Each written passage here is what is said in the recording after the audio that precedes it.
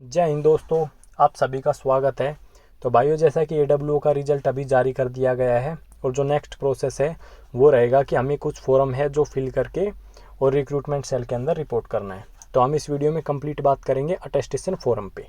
Medical form के लिए एक सेपरेट वीडियो डाल दी जाएगी, तो आप वीडियो के साथ एंड तक जुड़े रहें। काफ़ी इंपॉर्टेंट ये फॉर्म आपके लिए रहेगा, क्योंकि ये आपकी पुलिस वेरिफिकेशन के टाइम पुलिस स्टेशन के अंदर जो आप पुलिस स्टेशन की डिटेल्स देंगे वहाँ पे भेजा जाएगा। तो अभी हम शुरुआत से बात करते हैं। शुरू में आपको कॉर्नर पे रोल नंबर दिख रहा है, यहाँ पे आपको अपना रोल नंबर डाल देना है। इसके बाद मेडिकल डेट में आपको कुछ नहीं डालना, ये आपको खाली छोड़ देना है।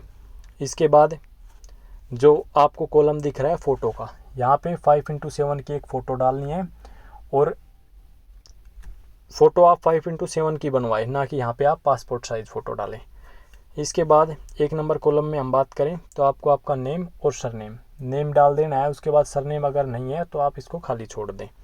2 नंबर में आपको प्रेजेंट एड्रेस कंप्लीट आपको अपना प्रेजेंट एड्रेस डालना है, क्योंकि वहीं पे आपके पुलिस वेरिफिकेशन के लिए ये फॉर्म भेजा जाएगा। इसके बाद 3 नंबर ए कॉलम में होम एड्रेस और प्रेजेंट एड्रेस सेम है तो आप सेम वही डाल दीजिए। अलग अलग है तो आप अपना होम एड्रेस अलग से इसके अंदर फिल कर दीजिए। बी कॉलम में यदि पाकिस्तान बांग्लादेश में आप रहे हैं तो उसके बारे में आपको जानकारी देनी है, वरना आप इसको खाली छोड़ के आगे बढ़ जाएं। 4 नंबर में आपको आधार कार्ड नंबर, 5 में पैन नंबर, 6 में नेशनलिटी। 7 के ए कॉलम में आपको जन्म तिथि डालनी है।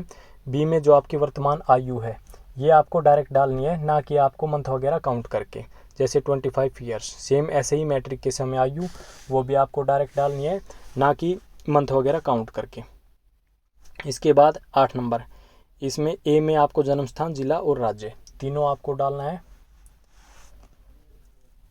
इसके बाद हम बात करते हैं तो जो बी कॉलम है इसमें आपको district and state to which you are belong तो वो आपको डाल देना है।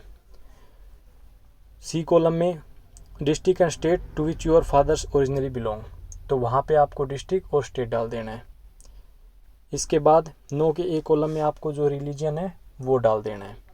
बी में जो कास्ट है वो फिल कर देनी है। सी में यदि आप SC ST OBC EWS से बिलोंग करते हैं तो यस कर दे, वरना आप इसके अंदर नो कर दे अगर आप जनरल कैटेगरी से हैं तो। 10 नंबर जो कि काफ़ी इंपॉर्टेंट है आपके लिए, इसमें पिछले 5 वर्षों से यदि आप 1 साल से ज़्यादा कहीं पे रहे हैं तो उसके बारे में आपको बताना है। अब यहाँ पे फॉर्म के अंदर आपको डेट डालनी है, आप वहाँ पे कब गए थे। और 2 में अगर आप प्रेजेंट में वहीं पे हैं तो प्रेजेंट डाल दें, वरना अगर आप वहाँ से आ चुके हैं तो वो डेट यहाँ पे डाल दें। और अगर जन्म से और अभी तक एक ही जगह है तो बाई बर्थ फ्रॉम में और 2 में आप प्रेजेंट डालें। इसके बाद रेजिडेंशियल एड्रेस है इसी के सामने, तो कंप्लीट आपको रेजिडेंशियल एड्रेस डालना है।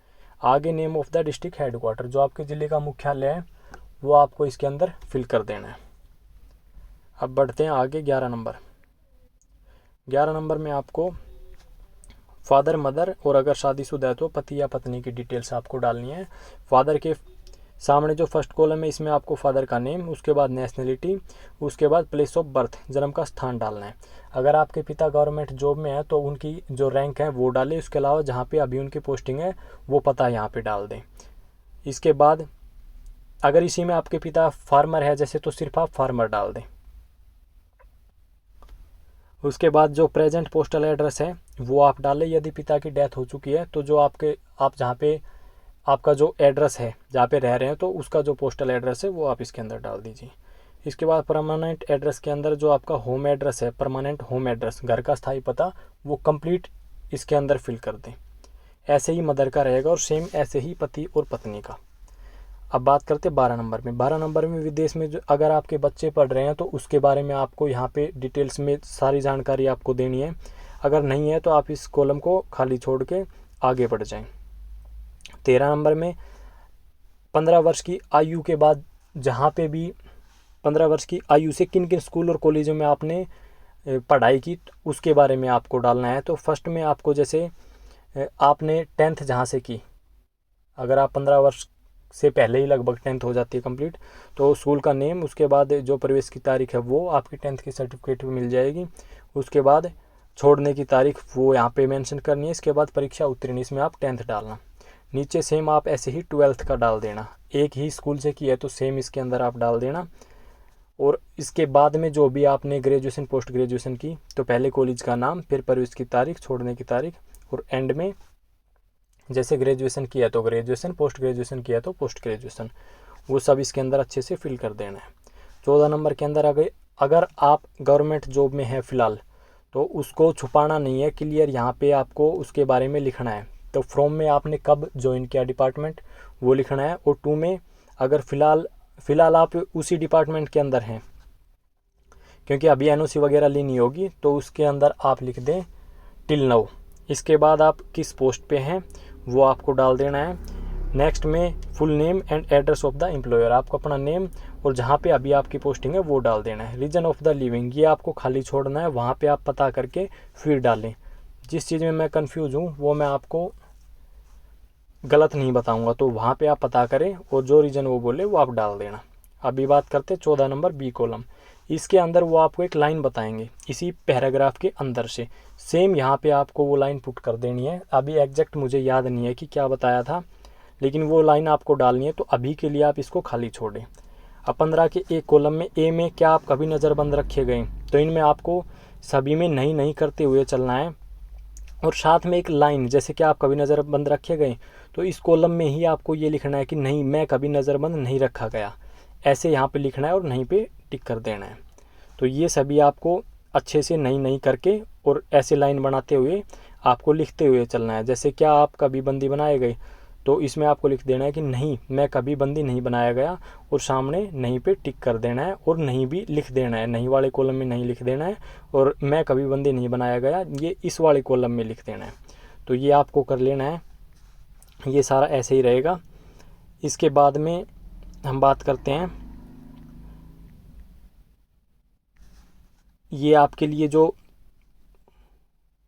विटनेस है, name of two responsible person of your locality और two references to whom your are known.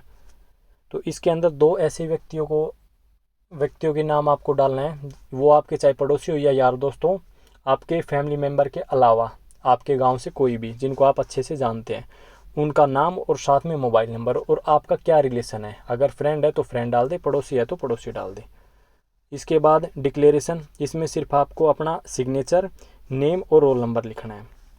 नीचे डेट में जिस डेट को आप रिपोर्ट करेंगे वो डाल देनी है, और प्लेस में आपको न्यू दिल्ली डाल देना है।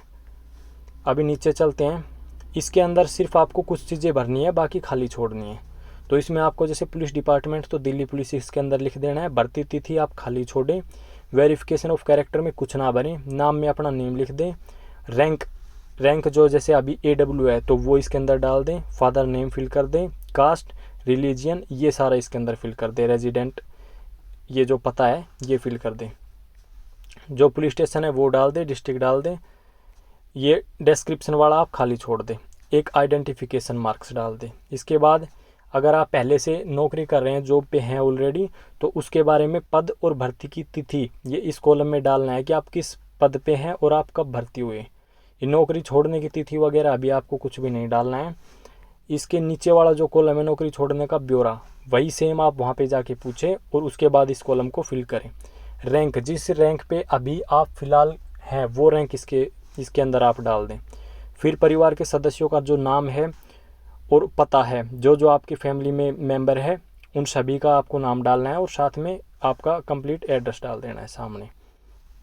फिर अगर जैसे कोई रिश्तेदार सरकारी सेवा में है तो उसके बारे में आपको बताना है, या आप डायरेक्ट लिख सकते हैं कि मेरा कोई भी रिश्तेदार सरकारी सेवा में नहीं है, और अगर कोई है और आप उसके बारे में बताना चाहते हैं तो कंप्लीट उसके बारे में आप इसमें बता सकते हैं। इसके बाद हम आगे बढ़ते हैं, इसमें नॉमिनी आप किसे बनाना चाहते हैं, मम्मी को या पापा को, तो नाम डाल दें। उसके बाद आपका जो रिश्ता है जैसे मदर है तो मदर डाल दें। उसके बाद एड्रेस, इसमें कंप्लीट एड्रेस डाल दें। नीचे कैंडिडेट सिग्नेचर, नेम और रोल नंबर ये तीनों फिल कर दें। अभी यही सेम दिनांक जिस दिन आप रिपोर्ट करें और प्लेस न्यू दिल्ली। इसके बाद बात करते हैं, इसमें जैसे ये दे रखा है श्रीमती वाला जो कॉलम है, इसमें आप नेम डालें। इसके बाद अगर विवाहित हैं तो आप लिख दें मैं विवाहित अविवाहित विधुर या विधवाऊँ, तो इसके अंदर लिखे मैं विवाहित हूँ, और अगर नहीं है तो मैं अविवाहित हूँ ऐसे लिख दें। मतलब आपको कंप्लीट इसके अंदर लिखना पड़ेगा, और फिर उसी हिसाब से ये जो सारी डिटेल्स है वो इसके अंदर डाल दें। अगर आप अविवाहित है तो नेक्स्ट कॉलम में भी आप लिख दें कि मैं अविवाहित हूँ। तो ये सारा आपको अच्छे से फिल कर लेना है। इसमें कोई प्रॉब्लम या डाउट वाली बात है नहीं, कोई डाउट हो तो आप कमेंट बॉक्स में पूछ सकते हैं।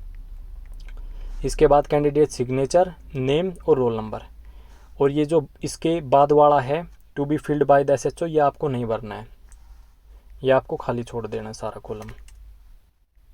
तो ये रहेगा कंप्लीट आपका जो अटेस्टेशन फॉर्म है वो। अब हम नेक्स्ट वीडियो में बात करेंगे मेडिकल फॉर्म पे। कोई भी डाउट हो आप कमेंट बॉक्स के अंदर पूछ सकते हैं।